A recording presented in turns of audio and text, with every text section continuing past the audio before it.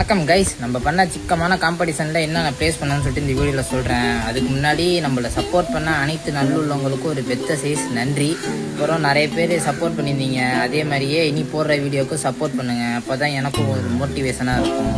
நம்ம காம்படிஷன் கதைக்கு வருவோம். நான் பண்ணது மொத்தம் 2 கேட்டகரி, ஃபிசிக்கு அப்புறம் பாடி பில்டிங் ஜூனியர் பண்ணியிருந்தேன். அதில் மென்ஸ் ஃபிசிக்கில் ரொம்பவே சொதப்பிட்டேன். என்னன்னா கடைசி நேரத்தில் டேங்க் பூச லேட் ஆகிடுச்சு. ஸ்டேஜுக்கே ஒரு 2 நிமிஷம் லேட்டாக தான் போனேன். அதுவும் இல்லாமல் என் கூட ஸ்டேஜில் இருந்த எல்லாருமே நல்லா ரிப்ட் கண்டிஷனில் இருந்தாங்க. இந்த வீடியோவில் பார்க்குறீங்களா, இந்த மனுஷனா என் கூட தான் ஸ்டேஜில் போஸ்ட் பண்ணிட்டு இருந்தாரு. ஸோ அதில் நான் டாப் 11 ப்ளேஸ் பண்ணியிருந்தேன். லாஸ்ட் நிமிஷத்தில் ஸ்டேஜ் ஏறவும் பதட்டத்தில் போஸ்டிங் சொதப்பிட்டேன். ஸோ நீங்கள் யாரும் பாடி பில்டிங் பண்ணுறீங்கன்னா ஒரு அரை மணி நேரத்துக்கு முன்னாடியே ரெடி ஆயிருங்க. என் கூட எந்த கம்யூனிட்டி பயிலையும் கூட்டு போகிறதுனால தான் அந்த நிலைமை எனக்கு.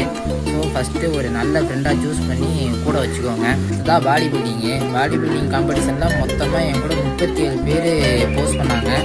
அதுலேயும் டாப் 11 ப்ளேஸ் பண்ணியிருந்தேன். இப்போ இந்த டாப் 11 உனக்கு ஓகேவான்னு கேட்டிங்கன்னா எனக்கு ரொம்ப சந்தோஷம். ஏன்னா ஒரு 2 வருஷத்துக்கு முன்னாடி என்னால் உடம்பை கூட குறைக்க முடியாதான்னு சொல்லிட்டு நிறைய பேர் என்கிட்ட சொன்னாங்க.